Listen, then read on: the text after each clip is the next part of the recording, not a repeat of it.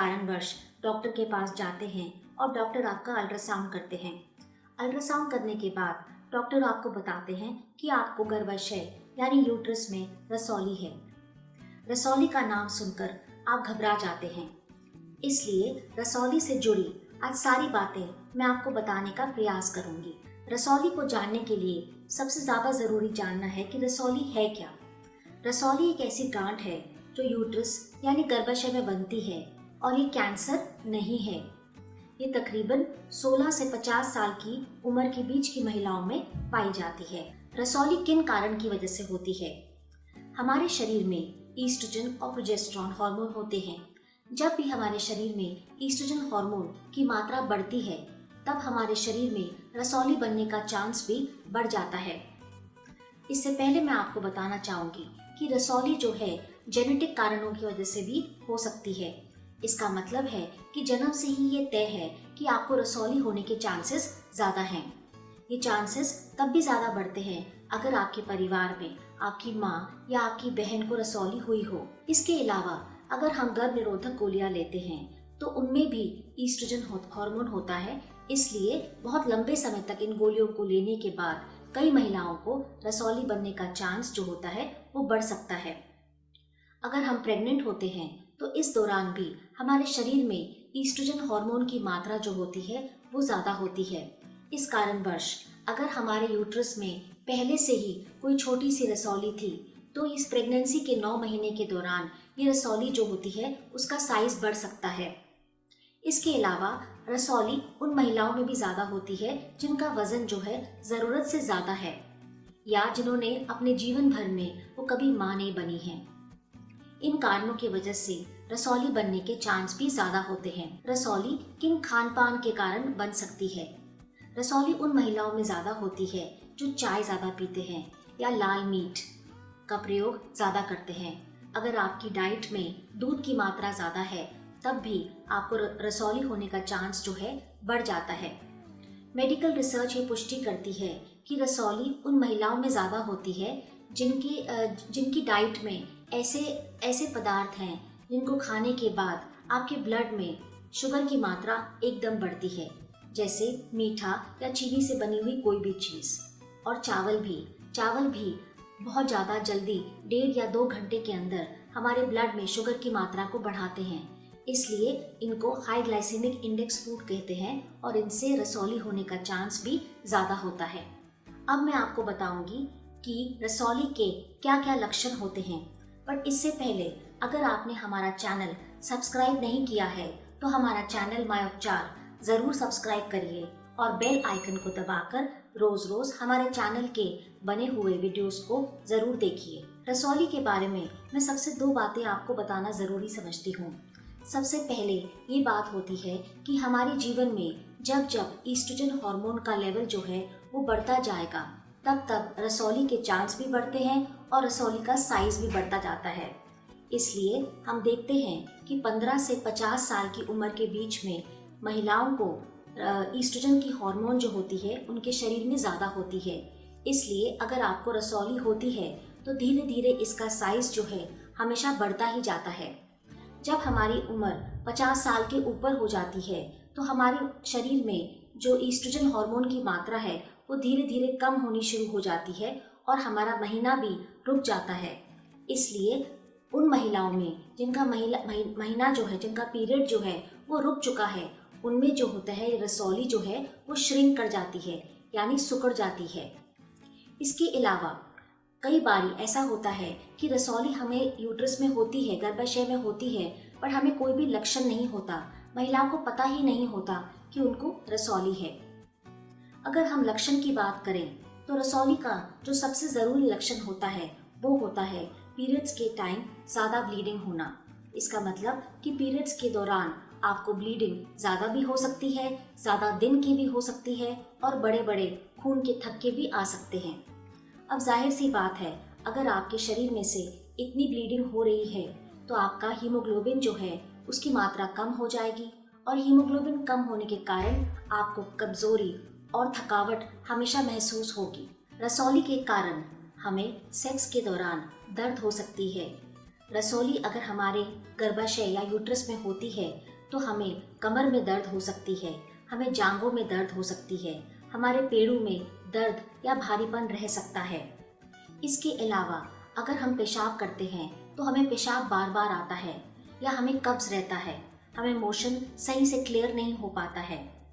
कई बार ऐसा भी होता है कि जो हमारी रसौली है वो हमारे यूट्रस में यानी गर्भाशय में इस जगह पर है या उसका साइज इतना बड़ा है कि हमारे यूट्रस का जो आकार है वो बिगड़ गया है।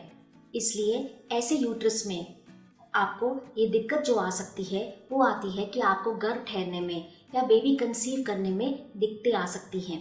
और अगर आप बेबी कंसीव कर लेती हैं और आपके गर्भाशय में कोई बहुत बड़ा फाइब्रॉइड है तो ये भी हो सकता है कि आपका अबॉर्शन हो जाए। इसके अलावा जैसे मैंने आपको बताया कि जो फाइब्रॉइड होता है, ये जो गांठ होती है, ये हार्मोन के बिगड़ने के कारण होती है।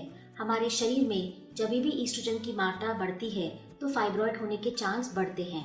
और ये हार्मोन का जो बिगड़ना होता है यह हमारे शरीर में एक भारीपन, एक ब्लोटिंग, एक सूजन वाली फीलिंग हमेशा हमेशा बरकरार रखता है। जैसे कि मैंने बताया कि अगर हमारे गर्भाशय या यूट्रस में रसौली या ये गांठ होती है तो हमें कई लक्षण होते हैं। अगर हमारा महीना जो है वो बहुत भारी है, ब्लीडिंग बहुत ज़्यादा हो रही है या बहुत ज़्यादा दिन के लिए हो रहा है, हमारे पेड़ों में और टांगों में और कमर में एक भारीपन और दर्द होती है, तो हमें एक बारी डॉक्टर के पास ज़रूर जाकर चेकअप करवा लेना चाहिए। डॉक्टर आपका अल्ट्रासाउंड करते हैं और इस अल्ट्रासाउंड के माध्यम से वो जान पाएंगे कि आपके यूट्रस में रसौली है कि नहीं है। कई बारी डॉक्टर इसके लिए MRI स्कैन या लैप्रोस्कोपी भी कर सकते हैं। लैप्रोस्कोपी में डॉक्टर एक दूरबीन की जांच करते हैं, जिसमें एक दूरबीन डालकर वो आपके बच्चेदानी के अंदर ये चेक करते हैं कि अगर आपको रसौली है तो वो कितनी बड़ी है और गर्भाशय के किस हिस्से में वो है। अगर हम अल्ट्रासाउंड कराते हैं और हमें ये मालूम पड़ता है कि हमारे गर्भाशय में, हमारे यूट्रस में रसौली है, तो हमें क्या करना है। अगर वो रसौली का साइज छोटा है और रसौली हमारे शरीर में कोई लक्षण पैदा नहीं कर रही है तो हमें उसका इलाज नहीं करना चाहिए, उसे हमें छोड़ देना चाहिए। हमें क्या करना चाहिए, हमें 8 महीने से साल भर के बीच में अल्ट्रासाउंड जो है वो रिपीट करना चाहिए और देखना चाहिए कि रसौली का साइज बढ़ रहा है और कितना बढ़ रहा है। इसलिए ये बहुत ही इम्पोर्टेंट बात है कि अगर हमारे गर्भाशय में एक रसौली है तो हमें वेट एंड वॉच करना है। वेट एंड वॉच का मतलब है कि हमें इलाज जो है वो एकदम नहीं कराना है। इलाज जो होता है वो डिपेंड करता है कि रसौली हमारे शरीर में कितने लक्षण पैदा कर रही है, रसौली का क्या साइज है, उसका क्या आकार है, रसौली गर्भाशय में किस जगह पर है और महिला की क्या उम्र है। इसके ऊपर भी रसौली का इलाज जो होता है निर्भर करता है। रसौली का क्या इलाज है? रसौली का इलाज दवाइयाँ और सर्जरी दोनों से ही किया जाता है। सबसे पहले हम दवाइयों की बात करते हैं। दवाइयों में जो सबसे ज़्यादा ज़रूरी दवाई है वो है गोनाडोट्रोपिन रिलीजिंग हार्मोन एगोनिस्ट। ये ल्यूप्रोलाइड या ल्यूप्रॉन डिपो के नाम से मिलती है और डॉक्टर इनको तब लगाते हैं, ये एक इंजेक्शन होता है और डॉक्टर इसका इस्तेमाल तब करते हैं अगर आपका जो रसौली है उसका साइज़ बहुत बड़ा नहीं है और महिला जो है अभी बच्चा कंसीव करना चाहती है। इन दोनों ही स्थिति में डॉक्टर ल्यूप्रॉन डिपो का इंजेक्शन लगाते हैं।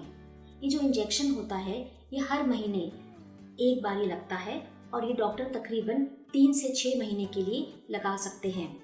जब आप ये इंजेक्शन लगवा रहे होते हैं तो उस समय आपका महीना जो है वो रुक जाता है और इंजेक्शन बंद करने के 3 या 4 महीने के बाद आपका महीना जो है वो फिर से चालू हो सकता है। इसलिए जैसे कि मैंने आपको बताया कि जो ल्यूप्रॉन डिपो होता है ये हर महीने एक इंजेक्शन लगता है, 3 से 6 महीने के लिए लग सकता है और इससे आपको ये राहत मिलती है कि आपकी जो फर्टिलिटी है यानी कि बच्चा पैदा करने की क्षमता जो है वो आपकी बरकरार रहती है। बट इसका एक नुकसान होता है कि जब आप ये इंजेक्शन लगवाना बंद कर देते हैं तो कुछ महीने या साल बाद आपकी जो रसौली है वो फिर से बढ़ जाती है कई बारी डॉक्टर आपको ब्रूफिन की गोली भी दे सकते हैं या आपको गर्भ निरोधक गोलियां भी दे सकते हैं। कई बारी अगर महिलाओं को रसौली के कारण बहुत ज़्यादा ब्लीडिंग हो रही है, तब आपके शरीर में, आपके गर्भाशय में डॉक्टर एक उपकरण डालते हैं। इसका नाम होता है मेरिना। मेरिना जो है आप 5 साल के लिए अपने यूट्रस में, अपने गर्भाशय में डालते हैं और इससे रसौली के कारण होने वाली जो हैवी ब्लीडिंग होती है उसमें काफ़ी रिलीफ मिलता है। रसौली के समय हम सर्जरी कब करवाते हैं, हम ऑपरेशन कब करवाते हैं? रसौली का ऑपरेशन तब किया जाता है अगर आपकी उम्र 40 से 50 साल के बीच में है, महिला को अभी बच्चा पैदा करने की कोई इच्छा नहीं है, या रसौली का साइज जो है बहुत ज़्यादा बड़ा है और रसौली के कारण आपको महीना जो है बहुत ही भारी है, ब्लीडिंग भी ज़्यादा होती है और ज़्यादा दिन के लिए भी होती है। इस स्थिति में डॉक्टर जो है वो यूट्रस रिमूवल यानी हिस्टेरेक्टमी का एडवाइस देते हैं और इस समय ये ऑपरेशन कराना आपके लिए सही भी होता है। कई बार ऐसा होता है कि आपकी उम्र 40 साल से कम है और महिला को अभी बच्चा पैदा करने की इच्छा है।